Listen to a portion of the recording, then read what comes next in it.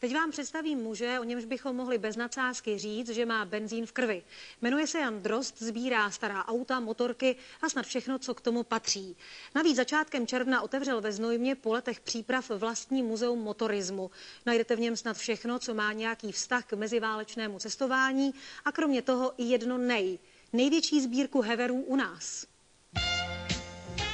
V muzeu motorismu nás nevítá stroj benzínový, ale parní. Tahač zvaný lokomobila. Kdysi sloužila na poli nebo v lese místo traktoru. Používala se i k výrobě elektrického proudu. Jan Drozd je prostě blázen do všeho, co má kola a pohon. Prvního veterána člověk koupil takové jako nadšení, pak se naskytl druhý, pak člověk objevil třetího a pořád byl nějaký lepší a pořád chtěl nějakého jiného. A když už zjistíte, že máte doma 5, no tak už tomu člověk propadne. K tomu potom samozřejmě ty doplňky, pak nějaký motorky, kola a začalo se to rozrůstat. Kde jinde najít probytnící sbírku místo, než ve vlastním muzeu? Prostor poskytla bývalá vodárna z roku 1878, samozřejmě až po kompletní opravě. Léta práce završilo z kraje prázdnin přestřižení pásky.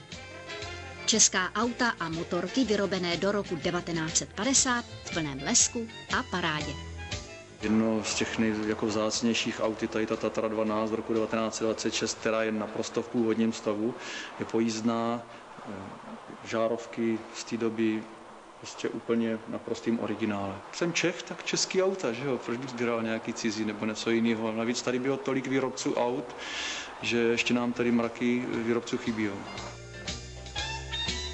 Jan Drozd vystavuje i autodoplňky, například litinové směrovky. Co kus, to originál. Z expozice hledí staré fotky, řidičské průkazy, mapy, odborné časopisy a další věci, bez kterých se průkopníci volantu neobešli. Třeba hevery nebo olejničky. Tak s těma heverama to začalo naprosto nevinně.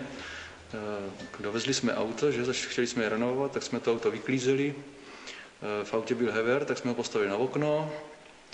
No, dělalo se druhý auto, to samé, tak jsem postavil hever vedle.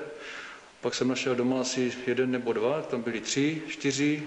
Narostlo to a pak až jsem objevil na burze nějaký hever, tak jsem ho samozřejmě koupil. A dneska těch heverů máme asi 180. Ani prvorepublikový šofér nemohl vyrazit na cestu s hladovým motorem.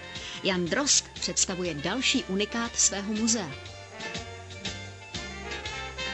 Mezi velice vzácné exponáty patří tady ty pumpy z 20. 30. let, které fungovaly vlastně tím stylem, že se pumpovalo ručně. Napumpovalo se do těch baněk 5 nebo 10 litrů a vypustili se samospádem do nádrže. Stávali u silnic nebo na náměstích. Jenom ve Znojmě, co jsem zjišťoval, bylo minimálně 10 takových čerpacích stanic.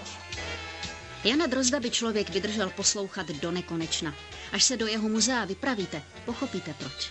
A benzín vám najednou začne neodolatelně vonět.